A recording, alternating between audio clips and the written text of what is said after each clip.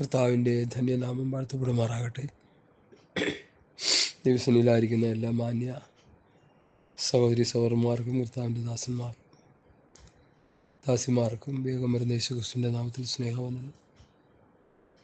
1 തെസ്സലോനിക്ക ലേഖനം 5-ാം അധ്യായം നമ്മൾ ഒരു ചെറിയ അളവിൽ പഠിച്ചുകൊണ്ടിരിക്കുന്നു എന്നെനിക്ക് തോന്നുന്നു.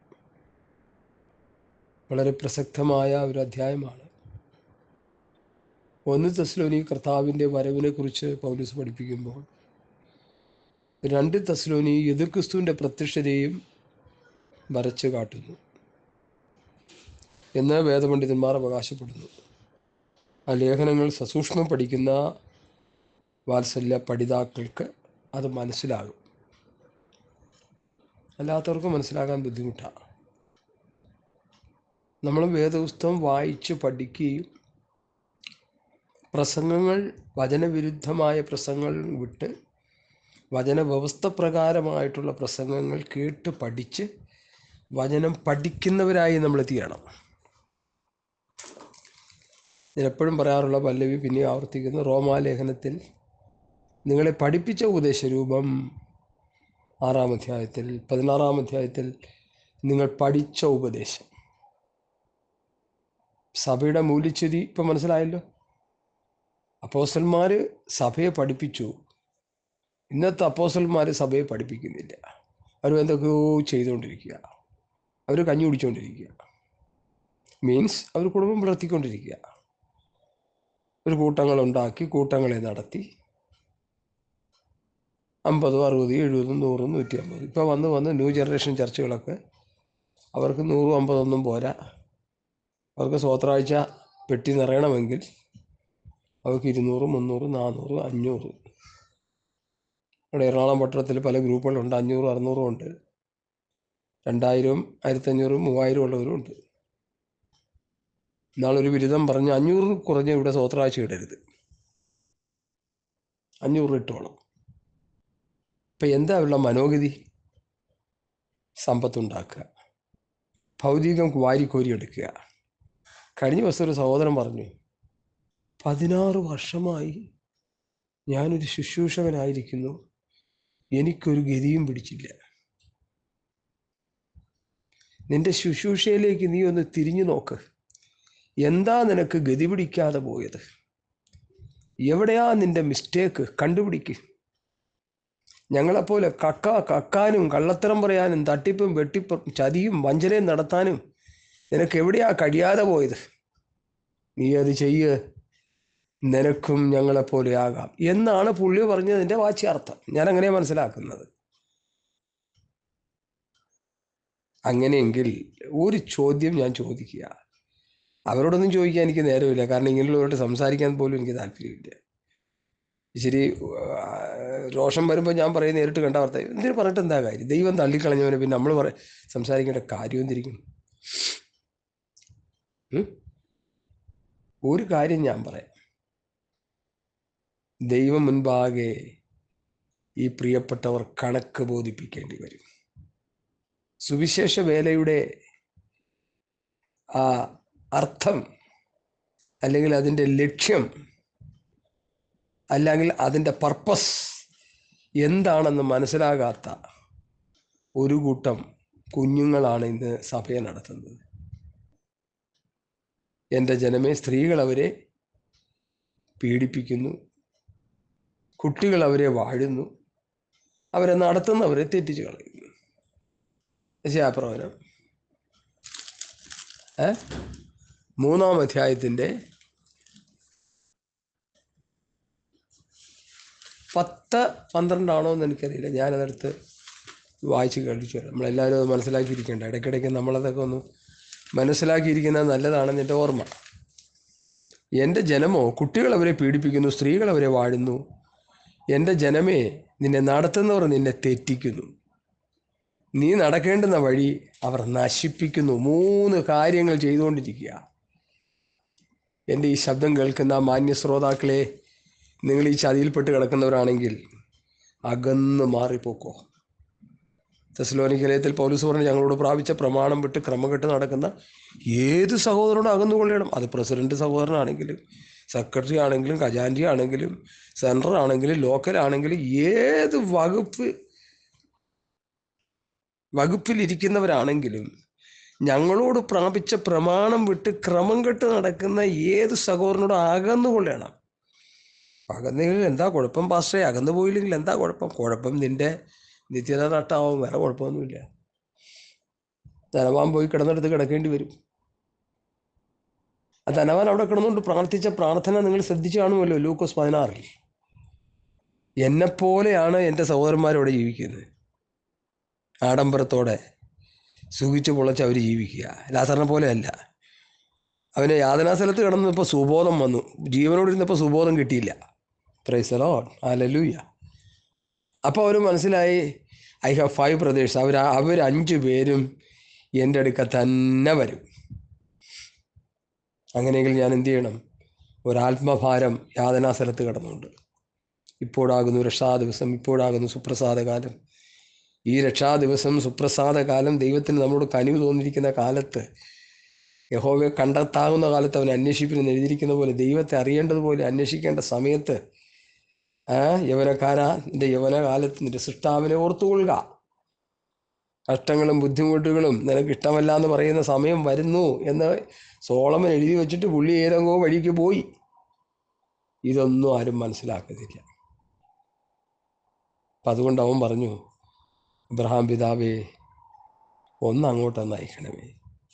ആദ്യം വെള്ളം ചോദിച്ചു, അങ്ങോട്ട് വരാൻ പറ്റില്ലെന്ന് പറഞ്ഞു. ഒരു പിളർപ്പുണ്ടായിരിക്കുന്നു. അപ്പോൾ ഒരു വിടവ് സംഭവിച്ചു. ഇനി അത് നടക്കത്തില്ല, അതൊന്നും വെള്ളവും ഇല്ല. എന്നാ ഒരു കാര്യം ചെയ്യ്, എൻ്റെ ഈ ഗതികെട്ട അവസ്ഥ എൻ്റെ ബ്രദേഴ്സിനുണ്ടാകാതിരിക്കുക, അങ്ങോട്ടൊന്ന് അയക്ക്. അയ്യോ, അതും സാധ്യമല്ല. ഇവിടെ വന്നു കഴിഞ്ഞ്, അവിടെ വന്ന് 2 സ്ഥലത്ത് ആയിക്കഴിഞ്ഞ് പിന്നെ അങ്ങോട്ടും ഇങ്ങോട്ടും ഉള്ള എന്തുമില്ല, യാതൊരു പോക്കുവരത്തും ഇല്ല. അത് വേറെ സ്ഥലം, ഇത് വേറെ സ്ഥലം. ഹല്ലേലൂയ. നോക്കിയ ധനവാന്റെ ചോദ്യങ്ങൾക്ക്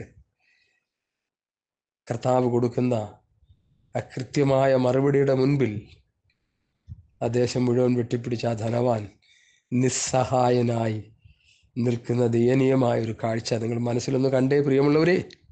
ഹല്ലേലൂയ. അത് കണ്ടോണ്ട് ആ ഹൃദയം പൊട്ടി ഈ ദൂത് വിളിച്ച് പറയുന്നത്. ഇപ്പോൾ ഞാൻ ബോഡി വളരെ പെയിനായിട്ടിരിക്കുന്ന സമയമായി പ്രാർത്ഥിച്ച്, കർത്താവേ, ഈ വചനം പറയാനുള്ള ബലം എനിക്ക് തരണം. കാരണം ഒരു ചാപ്റ്റർ എടുത്തിട്ട് അതൊന്ന് ക്ലോസ് ചെയ്തില്ലെങ്കിൽ ദുഃഖമാണ്. എനിക്ക് അതിനുള്ള ബലം തരണമെന്ന് പ്രാർത്ഥിച്ച് ദൈവത്തിൽ ഇരിക്കുക. കർത്താവേ സ്തോത്രം. ഇന്ന് രാത്രി കർത്താവ് നമ്മോട് സംസാരിക്കട്ടെ വചനത്തിലൂടെ. മുഹൂർവ് നിർത്തി ഞാൻ വചനത്തിലേക്ക് വരുന്നു. നമ്മൾ വചനം പറഞ്ഞു നിർത്തിയത് തമ്മിൽ സമാധാനമായിരിപ്പിൻ എന്ന് തുടങ്ങുന്ന ആ ഭാഗമാണ്. 1 തെസ്സലോനിക്കർ 5 അതൊന്ന് വെറുതെ ഒന്ന് പറഞ്ഞു പോയതേ ഉള്ളൂ.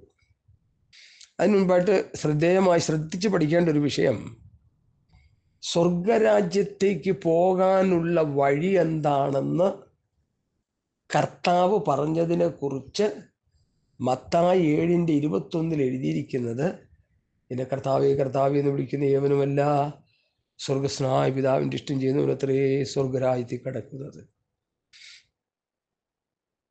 അപ്പൊ സ്വർഗസ്നായ പിതാവിൻ്റെ ഇഷ്ടം ചെയ്യുന്നവനാ സ്വർഗരാജ്യത്തിൽ കിടക്കുന്നത്. ആ പിതാവിൻ്റെ ഇഷ്ടം ചെയ്ത് സ്വർഗരാജ്യത്തിൽ കടക്കുന്ന കാര്യമാ പോൾ ഇവിടെ പഠിപ്പിക്കുന്നേ. ഞാനൊന്ന് ചോദിക്കട്ടെ, ഈ സ്വർഗരാജ്യത്തിൽ കടക്കാനുള്ള ദൂത് വചനങ്ങൾ വിശ്വാസികളെ പഠിപ്പിക്കാതെ ഇവർ എന്ത് പ്രസംഗിച്ചാണ് അവർ മുമ്പോട്ട് പോകുന്നതെന്ന് എൻ്റെ ചോദ്യം. നെല്ലിക്കുഴിയോ മറ്റേ മൂന്നാറോ അങ്ങോട്ടൊന്നൊരു സഹോദരൻ എന്നെ വിളിച്ചു പോയി, ഒരു വാത്സല്യ സഹോദരൻ ഇപ്പോൾ പ്രസംഗം കേൾക്കുന്നുണ്ട്. പക്ഷേ എന്തോ സഹോദര, നിങ്ങളുടെ കടുത്ത് പോകും മിക്കവാറും. അതെന്താ? നിങ്ങൾ ഇങ്ങനെയൊക്കെ പറഞ്ഞ പിന്നെ ആരാ നിങ്ങളെ തല്ലായിരിക്കുന്നത്? ഞാൻ എന്തെങ്കിലും ചീത്ത പറഞ്ഞോ? ഞാൻ എന്തെങ്കിലും വചനവ്യവസ്ഥ വിട്ടുള്ള കാര്യങ്ങൾ പറഞ്ഞോ? അങ്ങനെ പറഞ്ഞെങ്കിൽ നിങ്ങൾ എന്നെ ക്ലിയർ ചെയ്യുക. ഞാൻ അടുത്ത പ്രസംഗത്തിൽ ആവർത്തിക്കുക. എന്നെ പലരും അങ്ങനെ ക്ലിയർ ചെയ്യുന്നുണ്ട്. പക്ഷേ ഇന്ന കാര്യം പറയല്ലേ, ഇന്ന കാര്യം പറയല്ലേ, എന്നെക്കുറിച്ച് പ്രതിപാദിക്കില്ല, എന്നെക്കുറിച്ച് പ്രതിപാദിക്കില്ല പറയുന്നുണ്ട്. ഓക്കെ, പ്രതിപാദിക്കുന്നില്ല. കോമൺ ആയിട്ടുള്ള സത്യം പറയാൻ ആരുടെ ലൈസൻസാണ് വേണ്ടേ? കർത്താവ് ലൈസൻസ് തന്നാൽ മതി. പ്രാർത്ഥിച്ചിരിക്കുക, നാവിൽ തരുന്ന് പറയുന്നു. വചനവിരുദ്ധമായ കാര്യങ്ങൾ ചെയ്തു പോകുന്നവർക്കാണ് ഈ മെസ്സേജ്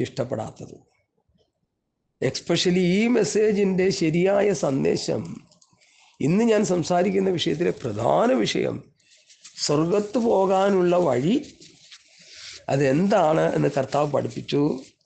കർത്താവെ കർത്താവെ എന്ന് വിളിച്ചുകൊണ്ട് ജന്മം പാഴാക്കിയാൽ സ്വർഗത്ത് പോക്ക് നടക്കില്ല. അതിനു പകരം എന്ത് ചെയ്യണം? സ്വർഗസ്ഥനായ പിതാവിൻ്റെ ഇഷ്ടം ചെയ്യണം. പിതാവിൻ്റെ ഇഷ്ടത്തെക്കുറിച്ച് കഴിഞ്ഞ 2-3 എപ്പിസോഡിലൊക്കെ ഞാൻ പറഞ്ഞു കഴിഞ്ഞു. ഈ എപ്പിസോഡിൽ പറയാൻ ആഗ്രഹിക്കുന്നത് ഈ പറഞ്ഞ വിഷയം ഒന്നുകൂടി ഒന്ന് റിപ്പീറ്റ് ചെയ്യുക. തമ്മിൽ സമാധാനമായിരിക്കും. Praise the Lord. കർത്താവിൻ്റെ പകരം ഞാൻ എൻ്റെ സമാധാനം നിങ്ങൾക്ക് തരുന്നു. എൻ്റെ സമാധാനം നിങ്ങൾക്ക് തരുന്നു. ലോകം തരുന്ന പോലെ അല്ല ഞാൻ തരുന്നത്. ലോകത്തിൽ ആർക്കെങ്കിലും ഒരു മനുഷ്യന് സമാധാനത്തിൽ ജീവിക്കാൻ കഴിയണമെങ്കിൽ അത് കർത്താവ് തരുന്ന സമാധാനമല്ലാതെ മറ്റൊരു സമാധാനം ഈ ലോകത്ത് ഇല്ലവേയില്ല. ഒരു സംശയവും വേണ്ട. അപ്പോൾ ചിലർ പറയും മദ്യം കുടിക്കുമ്പോൾ സമാധാനം 3 മണിക്കൂറേ ഉള്ളൂ. ഒരു സിനിമ കാണുമ്പോൾ 3-4 മണിക്കൂറേ ഉള്ളൂ. ഒരു ഫുട്ബോൾ മാച്ച് കാണുമ്പോൾ അതും 2-3-5 മണിക്കൂറേ ഉള്ളൂ. ഒരു ക്രിക്കറ്റ് കാണുമ്പോൾ രാവിലെ ഉച്ചയ്ക്ക് 2 മാച്ച് കണ്ടാൽ 8 മണിക്കൂറേ ഉള്ളൂ. അത് കഴിഞ്ഞോ പിന്നെ സമാധാനത്തിന് വേണ്ടി മദ്യം മറ്റ് പല രീതികളിലേക്ക് മനുഷ്യൻ പോവുക. ആഗോള വ്യാപകമായി നടന്നുകൊണ്ടിരിക്കുന്ന ഒരു ദുരന്തമാണ് ഞാൻ തുറന്നു കാട്ടുന്നത്. ഇവിടെ കർത്താവ് പറഞ്ഞു, ഞാൻ എൻ്റെ സമാധാനം നിങ്ങൾക്ക് തരുന്നു. കർത്താവ് തരുന്ന ആ സമാധാനം നമ്മൾ പ്രാപിച്ചിട്ട് അടുത്ത് ചെയ്യേണ്ട കാര്യത്തെക്കുറിച്ച് അപ്പോൾ ഇവിടെ പറയുന്നത്. തമ്മിൽ ആ സമാധാനം നഷ്ടപ്പെടുത്താതെ ജീവിച്ചോളാം. സ്തോത്രം. കർത്താവ് തന്ന സമാധാനം, കർത്താവിൽ നിന്ന് പ്രാപിച്ച സമാധാനം നഷ്ടപ്പെടുത്താതെ എന്ത് ചെയ്യണം? എന്താ പൗലോസ് പറയുന്നേ? തമ്മിൽ സമാധാനമായിരിക്കും. അവരിനും കൂട്ടുസഹോദരനും ഞാനും ഭാര്യയും ഭർത്താവും മക്കളും അപ്പൻ അമ്മ സുഹൃത്ത് ബന്ധങ്ങൾ ബന്ധുമിത്രാദികൾ ചർച്ചക്കാർ ഭാര്യഭർത്തൃ ബന്ധം സഹോദരി ബന്ധം പാസ്റ്റർ ബന്ധം പാസ്റ്റർ വിശ്വാസികളും സംഘടനകൾ തമ്മിൽ സമാധാനമായിരിക്കണം. ഇന്നെവിടെ സമാധാനമുള്ളത്? സമാധാനം ഉണ്ടെങ്കിൽ കോടതിയിൽ പെന്തക്കോസ്തുകാരുടെ കേസ് വരുമോ? എൻ്റെ ചോദ്യം. എനിക്കിത് മറുപടി ആരും തന്നിട്ടില്ല ഇതുവരെ. തല്ലി കൊല്ലുമെന്ന് മാത്രമേ പറഞ്ഞുള്ളൂ. കൊല്ലുന്നതിനും ഇത് പറഞ്ഞ് തന്നിട്ട് കൊന്നോ? അല്ലെങ്കിൽ നിങ്ങൾ ദൈവം കുറ്റക്കാരനാവും. അല്ലെങ്കിലും കുറ്റക്കാരനാവുമ്പോൾ തന്നെ തല്ലി കൊന്നാൽ പിന്നെ കുറ്റമാവുമല്ലോ. പണ്ട് വി. എ. തോമസ് പറഞ്ഞ പോലെ, നിങ്ങൾ എന്നെ കൊന്നാൽ ഞാനങ്ങ് ചാവും, ഞാനങ്ങ് ആ സ്വർഗീയ പർദീസിലേക്ക് പോകും. നിങ്ങളോ പോലീസുകാർ പിടിച്ചുകൊണ്ട് പോയിട്ട് ഇടിക്കുകയല്ല എന്താ എന്ന് പറഞ്ഞതുപോലെ കൊല്ലാനും വെട്ടാനും കുത്താനും ഒക്കെ എല്ലാവർക്കും കഴിയും. അത് നടന്നുകൊണ്ടിരിക്കുകയാണല്ലോ. നമ്മുടെ ഗവൺമെൻറ്റിൻ്റെ സകലവിധ ആശീർവാദത്തോടും കൈവെട്ടും കാലുവെട്ടും തലവെട്ടും പെടലി വെട്ടും ഒക്കെ നടന്നുകൊണ്ടിരിക്കുക. ആശീർവാദ അനുഗ്രഹങ്ങളോടെ നടക്കുന്നുണ്ട്. ഈ കൊടിസുനി എന്ന് പറഞ്ഞ പുള്ളി നമ്മുടെ രാഷ്ട്രീയം, അല്ലെങ്കിൽ ഞാൻ പറയുക, പുള്ളിക്ക് ജാമ്യം കൊടുത്തു. പുള്ളി ജയിലിൽ കിടന്ന് സൂഹിക്കുകയായിരുന്നു. ഈ കഴിഞ്ഞ ദിവസം അമേരിക്ക ജയിലില്, ഉഗണ്ട ജയിലിലും ഓസ്ട്രേലിയ ജയിലിലും നൈജീരിയ ജയിലിനെ കുറിച്ചൊക്കെ ഓരോ ഫീച്ചർ കാണാനിടയായി. എൻ്റെ ദൈവമേ, അതൊക്കെ ഒന്ന് കണ്ടുപഠിക്കാനാ. അവിടെ ഒരു കുറ്റവാളി ജയിലിലായാൽ അവൻ്റെ കൈ പുറകിൽ നിന്ന് കെട്ടി കുനിച്ച് നിർത്തിയാണ് അവനെ കൊണ്ടുപോകുന്നത്. നിവർന്ന് കിടക്കാൻ സമ്മതിക്കത്തില്ല. ഇവിടെ ജയിലിൽ സെക്യൂരിറ്റിക്കാരൻ്റെ ചെവിക്കുറ്റി അടിച്ച് പൊട്ടിക്കുക ജയിൽ പുള്ളി. എന്താ കാര്യം? അവന് ആ ജയിലിൽ കിടക്കുന്ന മേധാവിമാരോട്ടൊക്കെ അവന് നല്ല ബന്ധമാണ്, അവിശുദ്ധ ബന്ധമുണ്ട്. ഈ നോക്കാൻ നിർത്തിയിരിക്കുന്ന സെക്യൂരിറ്റിയൊക്കെ നേരെ ചൊവ്വേ നിന്നില്ലെങ്കിൽ അവൻ്റെ പരിപാടി അവൻ തീർക്കും. കാരണം നമ്മുടെ ഇവിടുത്തെ കാര്യങ്ങൾ അങ്ങനെ പോകുന്നു. നിയമമൊക്കെ ലൂസാക്കി ഒരു വല്ലാത്ത ഗതികെട്ട അവസ്ഥയിലാണ് നമ്മുടെ ഭരണ സംവിധാനങ്ങൾ. അംബേദ്കർ എഴുതി വെച്ചതൊക്കെ നന്നായിരിക്കാം, പക്ഷേ ഇവിടുത്തെ പോക്ക് വല്ലാത്ത പോക്കാ. ഇടയ്ക്ക് ആരാണ്ട് ഒരാൾ പറയുണ്ടായി, എന്തുകൊണ്ട് നമ്മുടെ ക്രിമിനൽസ് കൂടി വരുന്നു? മറുപടി, ശിക്ഷയില്ല. ഫോർ എക്സാമ്പിൾ, ഒരു കള്ളനെയോ ഒരു കൊലപാതകനെയോ എവിടെയെങ്കിലും വെച്ച് പിടിച്ചു കഴിയുമ്പോൾ മനോരമ, മാതൃഭൂമി, ഏത് പത്രമായിക്കോട്ടെ റിപ്പോർട്ട് ചെയ്യുന്നത്, ഏത് ചാനലുകാരായിട്ട് റിപ്പോർട്ട് ചെയ്യുന്നത്, നേരത്തെ 36 കേസ് ആലുവ പോലീസ് സ്റ്റേഷനിലും 26 കേസ് കളമശ്ശേരിയിലും 22 തിരുവനന്തപുരം ഇന്ന പോലീസ് സ്റ്റേഷനിലും ഉടപ്പുണ്ട്. പിന്നെന്തിനാ പോയി ഇവർ വിടണേ? ഇവരിങ്ങനെ ചെയ്തു കൂട്ടുക, ഇവരിങ്ങനെ പിടിച്ചു കൂട്ടുക, നിവൃത്തിയില്ലാണ്ട് ഇവർ പറഞ്ഞു വിടുക, പിന്നെ അവൻ ചെയ്യുക. ഇടയ്ക്ക് ഒരാൾ പറയണ്ടായി, ഒരുമിച്ച് ഒരു കൂട്ടരായിട്ട് കിടന്ന് ജയിലിൽ കിടന്നവർ ജയിലിൽ കിടന്നുകൊണ്ടാണ് അടുത്ത ഓപ്പറേഷന് വേണ്ടുന്ന സംഗതികൾ ഇണക്കി കൂട്ടുന്നത്. പുറത്തിറങ്ങി കഴിഞ്ഞാൽ 3 കൂടി ചേർന്ന് അടുത്ത പരിപാടി ഒപ്പിക്കുക, പിന്നെയും പിടിക്കും. പിടിച്ചു കഴിഞ്ഞാൽ ജയിൽ വാർഡർമാരും ചില പ്രത്യേക അധികാരികളുണ്ട്, അവർക്ക് ഓശാന പാടാൻ നിൽക്കുന്നവരാ. ഇവർ കാശുള്ള ടീമാണ് നല്ലവർ. അവർ കൊണ്ട് കാശ് കൊണ്ടൊന്ന് കളിച്ച് അവിടെ പല പരിപാടിയും നടക്കുന്നുണ്ട്. എൻ്റെ വിഷയം അതല്ല, ദൈവമക്കൾ ക്ഷമിക്കുക, ഞാനത് പറഞ്ഞു പോവുകയല്ല. ദൈവമക്കളെ, നീതിയോടെ ഒരു രാജാവ് ഭരിക്കാൻ വരുന്നു. മനുഷ്യൻ്റെ സകല അനീതിയും അക്രമങ്ങളും, പ്രവാചക ഭാഷയിൽ പറഞ്ഞാൽ തൂക്കുകട്ട പിടിച്ച് അളന്ന് ഓരോരുത്തർ ചെയ്യുന്ന തെറ്റിനനുസരിച്ച് അവർക്ക് ശിക്ഷ കൊടുക്കാൻ വേണ്ടി സ്വർഗത്തിൽ FIR എല്ലാവരുടെ മേൽ വീണുകൊണ്ടിരിക്കുക. Hallelujah, hallelujah, hallelujah. അവനവൻ്റെ പ്രവൃത്തികൾക്ക് തക്കവണ്ണം സ്വർഗീയ കോടതി അവനെ ശിക്ഷ വിധിക്കാനുള്ള എല്ലാ തീർപ്പുകളും നേരത്തെ പുറപ്പെടുവിച്ചു കഴിഞ്ഞു. സ്വർഗീയ കോടതിയുടെ മുൻപാകെ ആർക്കും രക്ഷപ്പെടാൻ കഴിയുകയില്ലെന്ന് എൻ്റെ മാന്യ ശ്രോതാക്കൾ ഓർത്തുകൊള്ളണം. വിഷയത്തിലേക്ക് വരുന്നു. കർത്താവേ കർത്താവേ എന്ന് വിളിച്ചുകൊണ്ടിരുന്നാൽ പണി നടക്കില്ല. പിന്നെ എന്ത് ചെയ്യണം? കർത്താവിൻ്റെ ഇഷ്ടം ചെയ്യണം.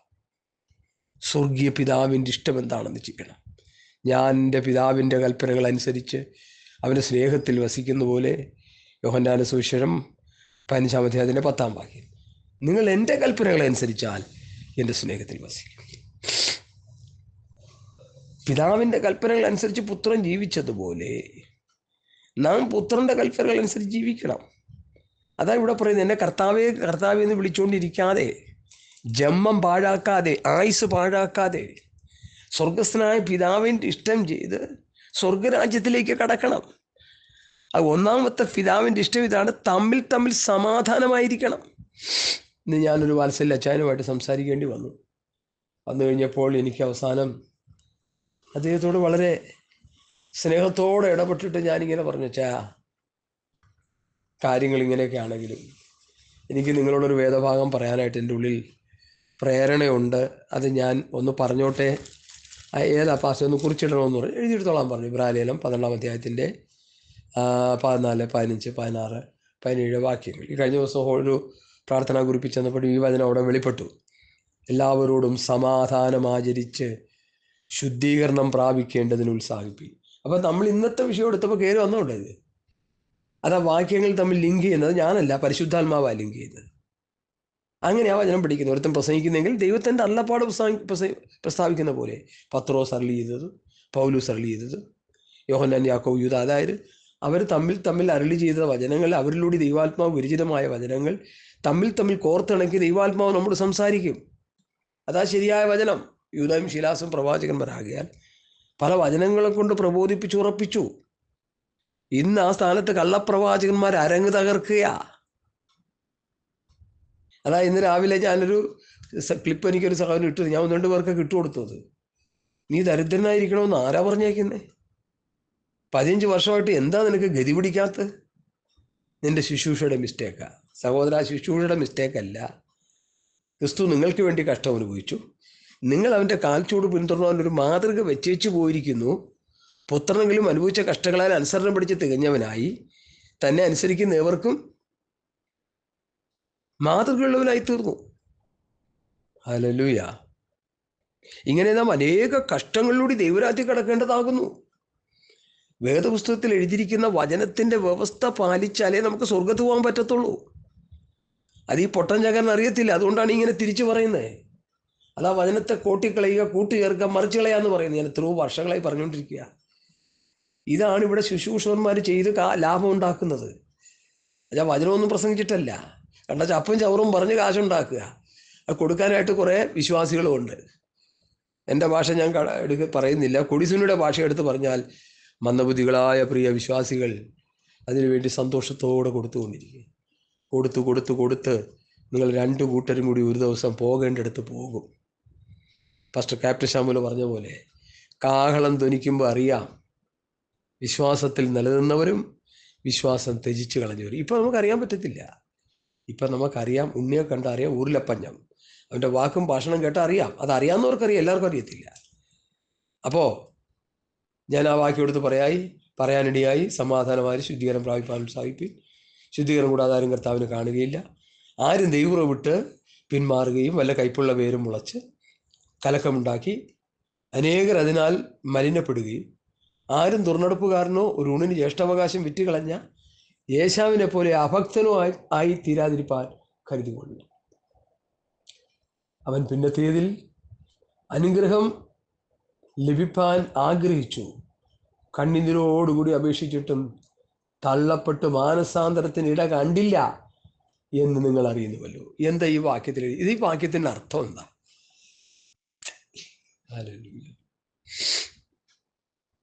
തമ്മിൽ സമാധാനം ആചരിച്ചു പോണം. കർത്താവിൻ്റെ സമാധാനം പ്രാപിച്ചവർ ആ സമാധാനം ആചരിക്കാൻ ശ്രമിക്കണം. അവർ വേറൊരു വഴിയിലേക്ക് തിരിയരുത്. ഹല്ലേലൂയ. ലോകത്തിന്റെ സമാധാനത്തിന് പിറകെ അവർ പോകരുത്. കർത്താവിലുള്ള സമാധാനം പ്രാപിച്ചിട്ട് അവരുമായി സമാധാനത്തിൽ ജീവിച്ചു പോകണം. ഭാര്യ ഭർത്താവിനോട്, ഭർത്താവ് ഭാര്യയോട് സമാധാനത്തിലായിരിക്കണം. അങ്ങനെ ഒന്നുണ്ടോ? ഒരു സഭയിലുള്ളവർ തമ്മിൽ സമാധാനമില്ലല്ലോ. ഈ ഇടയ്ക്ക് ആരെങ്കിലും പറയണ്ടേ, ഭാര്യയും പറഞ്ഞ കീരിയും പാമ്പുകളും. എനിക്കിഷ്ടംപോലെ ആൾക്കാരറിയാം. എനിക്ക് എൻ്റെ വേണ്ടപ്പെട്ട ഒരു കുടുംബത്തിൽ ചെന്ന് കഴിഞ്ഞാൽ ഭർത്താവ് ഭാര്യയോട് പറയും, നീ എന്നോട് മിണ്ടിപ്പോരും. അതിനാരെങ്ങളോട് മിണ്ടാൻ വരും? ഇങ്ങനെയുണ്ട്. ഞായറാഴ്ച ചെന്ന് കഴിയുമ്പോൾ വെറ്റിലെ ചുണ്ണാമ്പ് തേക്കുന്നതിലെ 2 മുടി 2 സ്ഥലത്തിരുന്ന് ഈ തേച്ച് വിടുന്ന കണ്ടു കഴിഞ്ഞാൽ ഒരു രസം തന്നെയാണ്. ഇതൊന്നും ആർക്കും വിഷയമല്ലേ? ഇത് പറയുമ്പോൾ നമ്മൾ കുറ്റക്കാരാ. എനിക്കൊരു കാര്യം പറയാനുള്ളത്, കർത്താവേ കർത്താവേ എന്ന് വിളിച്ചുകൊണ്ടിരിക്കാതെ സ്വർഗീയ പിതാവിൻ്റെ ഇഷ്ടം ചെയ്ത് സ്വർഗത്ത് പോണോ, തമ്മിൽ സമാധാനം ആചരിക്കണം. അതവിടുത്തെ വിഷയം. ഈ ചുണ്ണാമ്പില് വെറ്റിലയിൽ ചുണ്ണാമ്പ് തേക്കുന്ന പോലെ തേച്ചുകൊണ്ടിരുന്ന കുഴപ്പമൊന്നുമില്ല. സ്വർഗരാജ്യത്തേക്കുള്ള പോക്ക് നടക്കില്ല. അതുകൊണ്ട് ഈ ദൂത് കേട്ട് മാനസാന്തരപ്പെട്ട് മടങ്ങി വരാൻ 2024 പരിശുദ്ധാത്മാവ് ആരോടൊക്കെയോ പറയുന്നു. ആരോടാണെന്ന് എനിക്കറിയത്തില്ല. വചനം കേട്ട് ഏറ്റെടുത്തോ, തമ്മിൽ ക്ഷമിച്ചോ. ഭാര്യ ഭർത്താവിനോട്, ഭർത്താവ് ഭാര്യയോട്, സഹോദരങ്ങൾ മക്കളോട്, അപ്പൻ അമ്മ അങ്ങോട്ടും ഇങ്ങോട്ടും ഒക്കെ ക്ഷമയാചനം ചെയ്ത്. എൻ്റെ ഒരു സഹോദരൻ പറഞ്ഞ പോലെ, ഈ ആണ്ടൃതി യോഗം വരാൻ നേരത്ത് ഇല്ലാത്ത കുരുത്തക്കേട് മുഴുവൻ ചെയ്തതെല്ലാം ഏറ്റുപറഞ്ഞ് ശുദ്ധീകരണം പ്രാപിക്കുന്നു എന്നൊക്കെ അഭിനയിച്ചിട്ട് അവസാനം താടിയും തമ്മിൽ മുട്ടിക്കുക. യുദ്ധചുംബനം അവിടെ നിൽക്കുന്നത്. യുദ്ധചുംബനം ചെയ്യാൻ പറ്റുന്നില്ല. താടിയും കൂടെ മുട്ടിക്കുക. മനസ്സോടെ ഒന്ന് കെട്ടിപ്പിടിച്ച് ഒരു ഉമ്മനമൊക്കെ ചെയ്ത് അങ്ങോട്ടും ഇങ്ങോട്ടും പിരിയുക. ഹൃദയങ്ങൾ തമ്മിൽ യോജിക്കുന്നില്ല. ഏക ഹൃദയമുള്ളവരാകുവിൻ, ഏക മനസ്സുള്ളവരാകുവിൻ, ഏക ഭാവമുള്ളവരാകുവിൻ. എല്ലാം ഏകം. അതാ കൊരിന്ത്യർ പൗലോസ് പറഞ്ഞു, നിങ്ങൾ പറയുന്നത് തന്നെ ഒന്നായിരിക്കണം. 2 പറഞ്ഞാൽ 2 പാർട്ടിയായി അവിടെ.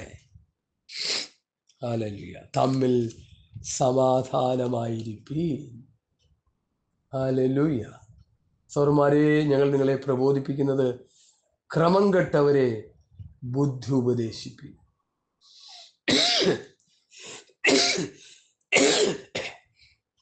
ക്രമം കെട്ടവരെ ബുദ്ധി ഉപദേശിക്കും. ക്രമം കെട്ട് നടക്കുന്നവരെ, എന്നാ ക്രമക്കേടാ? വചനത്തിന്റെ വ്യവസ്ഥ വിട്ട് നടക്കുമ്പോൾ ക്രമക്കേണ്ട് നടക്കുന്നവരാ. അങ്ങനെ വരുന്നവരെ ബുദ്ധി ഉപദേശിക്കണം. അപ്പോൾ ഒരു സഹോദരൻ ഉപദേശിക്കാൻ ചെന്നാൽ പറയും, ബ്രദറിൻ്റെ കാര്യം നോക്ക്. ബ്രദർ കണ്ണിൽ വലിയ തടിക്കണ്ണം വെച്ചിട്ട് എൻ്റെ പൊടിയെടുക്കാൻ നിൽക്കണ്ട, ബ്രദറിൻ്റെ പണിക്ക് പോകും. കാരണം മാനസത്വപ്പെടാൻ സമയം, ആഗ്രഹമില്ല, താല്പര്യമില്ല. എൻ്റെ അടുക്കൽ ക്രമക്കേട് കാണിച്ചാൽ ഞാൻ അപ്പം പറയും, പിടിച്ചിരുത്തി. അതുകൊണ്ട് പിണങ്ങി പോയവർ ഒത്തിരി പേരാ. എനിക്ക് അതൊന്നും വിഷയമല്ല. ഇവരെയൊക്കെ അങ്ങ് എത്തിച്ചോളാമെന്ന് കോൺട്രാക്റ്റ് ഒന്നും നമ്മൾ എടുത്തിട്ടില്ല. അനുസരണക്കേട് കാണിച്ചാൽ കഠിനമായ ശാസന, തർജനം. ഇത് വചനാവസ്ഥയാണ്, അത് നമ്മൾ ചെയ്യും. അതിന് നിൽക്കുന്നവരൊക്കെ നിൽക്കട്ടെ, അല്ലാത്തവരൊക്കെ പോട്ടെ. ഇപ്പം നമുക്കിപ്പോൾ എന്ത് ചെയ്യാൻ പറയാതിരിക്കാൻ പറ്റുമോ? പിന്നെ ഇരമ്യാ പ്രവാചകൻ പറയുന്ന പോലെ ലഘു ചികിത്സ. ഞാൻ പല ക്ലിപ്പുകളിൽ അത് പറഞ്ഞിട്ടുണ്ടെന്ന് എൻ്റെ ഓർമ്മ. ആരാ ഈ ലഘു ചികിത്സ ചെയ്യുന്നത്? ഇസ്രായേൽ പുരോഹിതന്മാർ അല്ല, വേറെ ആരാ? വചനം പ്രസംഗിച്ച് സഭയെ നടത്തേണ്ട പുരോഹിതന്മാർ ലഘു ചികിത്സ നടത്തുക. ലഘു ചികിത്സ തന്നിമിത്തം സംഭവിക്കുന്നത് എന്തോ? വിശ്വാസി നശിച്ചുകൊണ്ടിരിക്കുക. ഒരു രോഗമുണ്ടായാലും അതിന് തക്ക ചികിത്സ കൊടുക്കണ്ടേ? ചുമ്മാ എന്തെങ്കിലുമൊക്കെ പറഞ്ഞാൽ മതിയോ? ഹല്ലേലൂയ. അവരൊക്കെയും ആ ബാലവൃദ്ധം ദ്രവ്യാഗ്രഹികളാകുന്നു. ഈ ദ്രവ്യാഗ്രഹികളാണ് ഇത് ചെയ്യുന്നത് കേട്ടോ. അതാണ് അതിൻ്റെ രസം. വചനം പറയുന്നതല്ലേ. പ്രവാചകന്മാരും പുരോഹിതന്മാരും ഒരുപോലെ വ്യാജം പ്രവർത്തിക്കുന്നു. സമാധാനമില്ലാതിരിക്കുക, നമ്മുടെ വിഷയം കയറി വന്നവിടെ. സമാധാനമില്ലാതിരിക്കുക, സമാധാനം സമാധാനം എന്ന് പറഞ്ഞ് അവരെൻ്റെ ജനത്തിൻ്റെ മുറിവിന് ലഘുവായി ചികിത്സിക്കുന്നു. ക്ലിയറായില്ലേ? ലഘു ചികിത്സ. ലഘു ചികിത്സ കൊണ്ടുണ്ടാകുന്ന ദോഷം എന്താണ് സഹോദരങ്ങളെ? പറ. നമ്മളിലുള്ള ആത്മീക രോഗത്തെ അത് മാറ്റിയെടുക്കാൻ കഴിയാതെ അത് ചെറിയ തോതിൽ ആരംഭിച്ച ആ രോഗം പണ്ടാരണ്ടും പറയുന്ന പോലെ സൂചി കൊണ്ടെടുക്കേണ്ടത് തൂമ്പ് കൊണ്ടെടുക്കേണ്ട ഗതികെട്ട അവസ്ഥയിലേക്ക് മാറും. അവസാനം മാനസാന്തരപ്പെടാൻ പറ്റാത്ത അവസ്ഥയിൽ ആ മനുഷ്യൻ നശിച്ച് ഈ ലോകത്തിൽ നിന്ന് മാറ്റപ്പെടുന്നു. ആർക്കെങ്കിലും ചിന്തയുണ്ടോ അതിനെക്കുറിച്ച്? ഞാൻ ഈ പറയുന്ന പോലെ പറഞ്ഞ് അതിനെ തിരുത്തിയെടുക്കാൻ ആർക്കെങ്കിലും ചിന്തയുണ്ടോ? അവൻ്റെ സ്വോത്രാജ്യം മേടിച്ച് തിന്നുകൊണ്ടിരിക്കുക. എന്നിട്ട് ഹല്ലേലൂയ സ്തുതി പാടുവിൻ, യേശുവിനു സ്തുതി പാടുവിൻ, ഹല്ലേലൂയ. അതൊക്കെ നല്ലതാ, പാട്ടുപാടുന്നൊക്കെ നല്ലതാ. ചെയ്യേണ്ടത് ചെയ്തിട്ടിത് പാടണം. വിശ്വാസികളെ തമ്മിൽ ശുദ്ധീകരണത്തിലേക്ക് നടത്തി രണ്ട് ചേരിയായിട്ടിരിക്കുന്ന സഹോദരങ്ങളെ ഒരു വചനവ്യവസ്ഥയിലേക്ക് അവരെ നടത്തണം ശുശ്രൂഷകൻ. അവർ രണ്ടുപേരെയും ശാസിച്ചും തർജ്ജനം ചെയ്തും തെറ്റുകളെ യഥാവിധി ദൈവത്തിൽ നിന്ന് പ്രാർത്ഥിച്ച ആത്മനിയോഗത്താൽ ആ തെറ്റുകളെ തിരുത്തി അവരെ ക്രമീകരണത്തിലേക്ക് നടത്തി അവർ ക്രിസ്തുവിൽ ഒന്നാക്കി നിർത്തണം. ഏത് മനുഷ്യനെയും ക്രിസ്തുവിൽ തികഞ്ഞവരാക്കി നിർത്തേണ്ടതിന് ഏത് മനുഷ്യനെയും പ്രബോധിപ്പിക്കുകയും ഏത് മനുഷ്യനെയും സകല ജ്ഞാനത്തോടും കൂടി ഉപദേശിക്കുകയും ചെയ്യുന്നു. ഇതാ ശുശ്രൂഷ, അല്ല പാർശ്വകളിയല്ല. ഹല്ലേലൂയ. ഞാൻ മുമ്പോട്ട് പോട്ടെ. സമയത്തിൻ്റെ പരിമിതി കൊണ്ട് എനിക്ക് അവിടെയൊക്കെ ഒത്തിരി നിൽക്കണമെന്നും പല കാര്യങ്ങൾ പറയണമെന്നും ആത്മാവിൽ ഹേമമുണ്ടെങ്കിലും വേറെ ഏതെങ്കിലും അവസരത്തിലാകാമെന്ന് കർത്താവിൽ ആഗ്രഹിക്കുന്നു. ഉൾക്കരുത്തില്ലാത്തവരെ ധൈര്യപ്പെടുത്തുവീൻ, ക്രമം കേട്ടവരെ ബുദ്ധി ഉപദേശിപ്പിൻ. ഉൾക്കരുത്തില്ലാത്തവരെ ധൈര്യപ്പെടുത്തുവീൻ, എല്ലാവരോടും ദീർഘക്ഷമ കാണിപ്പീൻ.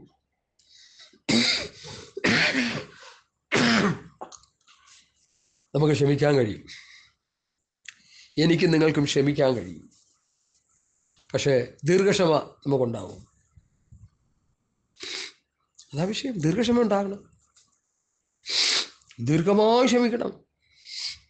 യഹൂദനായ പത്രോസ് കർത്താവിനടുക്ക് ചെന്ന് ചോദിച്ച ചോദ്യം നമുക്കറിയാമല്ലോ. സഹോദരൻ എത്ര വട്ടം പിഴച്ചാൽ ക്ഷമിക്കണം? 7 മതിയോ? 7 വട്ടം അങ്ങോട്ട് ക്ഷമിച്ചിട്ട് 8ാം പ്രാവശ്യം അവൻ്റെ ചെവിക്കുട്ടി അങ്ങ് പൊട്ടിച്ചാക്കുക അല്ലേ കർത്താവ്? പത്രോസ് ഇടിമക്കളിൽ പെട്ടതാണ് ഈ പുള്ളി. കൂടെ കിടന്ന് അപ്പം തിന്നിട്ട് 3 പേരുടെ മുമ്പേ ഞാൻ അറിയില്ല, എനിക്കറിയില്ല എന്ന് പറഞ്ഞ് തള്ളിപ്പറഞ്ഞ് മാന്യനായിട്ട് നടന്നവനായി പത്രോസ്. കർത്താവിനോട് പറഞ്ഞു 7 അല്ല 70 വട്ടം.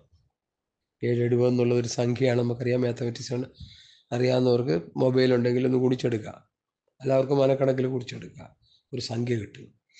എന്നാൽ യഥാർത്ഥ ട്രാൻസ്ലേഷനിൽ കിടക്കുന്നത് സംഖ്യയില്ലാതെ ക്ഷമിച്ചോളാം. മനസ്സിലായ സഹോദരങ്ങളെ? സ്തോത്രം സ്തോത്രം സ്തോത്രം. ഉൾക്കരുത്തില്ലാതെ ധൈര്യപ്പെടുത്തുവിൻ, ബുദ്ധിഹീനരെ താങ്ങുവിൻ, എല്ലാവരോടും ദീർഘക്ഷമ കാണിപ്പിൻ. ആരും തിന്മയ്ക്ക് പകരം തിന്മ ചെയ്യാതിരിപ്പാൻ നോക്കുവിൻ. തമ്മിൽ എല്ലാവരോടും എല്ലായ്പ്പോഴും നന്മ ചെയ്തുകൊണ്ടിരിക്കും. തിന്മ ചെയ്യുന്നവരോട് നന്മ ചെയ്യണം. ഇപ്പം നമ്മൾ കണ്ടുപിടിച്ചേക്കുന്ന ഒരു പാലം ഇട്ട് അങ്ങോട്ട് ഇങ്ങോട്ട് തിന്മ ചെയ്യുന്നതോട് തിന്മയും നന്മ ചെയ്യുന്നുണ്ട്. ദുഷ്ടൻ ശിഷ്ടനെയൊക്കെ ദൈവം ഒരുപോലെ കാണാം. അത് ദൈവമല്ലേ കാണുന്നത്, നമുക്ക് എങ്ങനെയൊക്കെ കാണാൻ പറ്റുള്ളൂ? ആ ക്രിസ്തുവിൻ്റെ സ്വഭാവത്തിലേക്ക് വരുവാൻ ഈ 2025 പരിശുദ്ധാത്മാവ് നമ്മളെ ബുദ്ധിയുപദേശിക്കുന്നു. 3-4 കാര്യങ്ങൾ ഇതിനെക്കുറിച്ച് പറയാൻ താല്പര്യപ്പെടുന്നു. അവൻ പകരത്തിന് പകരം ശകാരിക്കാത്തവൻ. എന്നെ ഒരാൾ ശകാരിച്ചാൽ ഞാൻ തിരിച്ചവനെ ശകാരിക്കാൻ പാടില്ല. കാരണം വ്യവസ്ഥയില്ല. ഞാൻ നിങ്ങളൊക്കെ അത് ചെയ്യുന്നവരാ. നമുക്കെല്ലാവർക്കും ഒരു ദൂതാ. രോമം കത്തിരിക്കുന്നതോട് മുമ്പാകെ മിണ്ടാതിരിക്കുന്ന കുഞ്ഞാടിനെ പോലെ. Oh my god. രോമം കത്തിരിക്കുന്നതിനോട് മുമ്പാകെ ഒരു കുഞ്ഞാടിനെ കൊണ്ടുപോകുമ്പോൾ മിണ്ടാതിരിക്കുക. രോമം കത്തിരിക്കുമ്പോൾ നിലവിളിയൊന്നുമില്ലാതിരിക്കുക. ആ കുഞ്ഞാടിൻ്റെ സ്വഭാവം. കുഞ്ഞാടേ വാഴ്ത്തുവിൻ. പാട്ട് ആടിച്ച് തകർക്ക് പാടുമല്ലോ നമ്മൾ.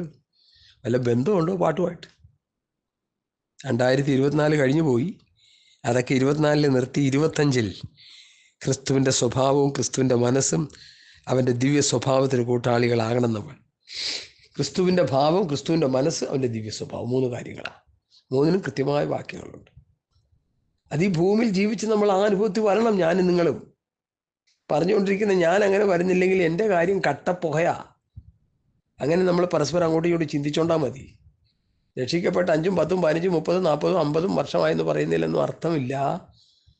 വ്യവസ്ഥ പ്രകാരം ജീവിക്കാതെ നമുക്ക് നിത്യത പ്രാപിക്കാൻ പറ്റില്ലെന്ന് അപ്പോസ്തലൻ ഉപദേശം ആഴമായി നമ്മളെ പഠിപ്പിക്കുന്നു. സഹോദരങ്ങളെ,